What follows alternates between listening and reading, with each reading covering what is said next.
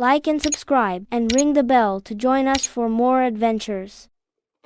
Timo walks along an open field as dark clouds begin gathering overhead. He notices thunder rumbling in the distance. Lightning flashes across the sky above him. A new word becomes important: inevitable. Inevitable means certain to happen and impossible to avoid.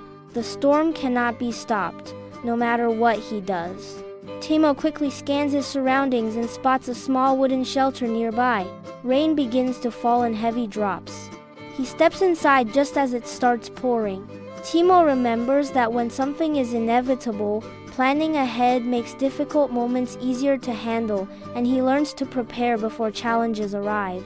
For more cartoon stories and advanced English vocabulary, and to build the skills you need for exam success, visit vocabcartoons.com. Cartoons, quizzes, and games that help you learn fast. Start free.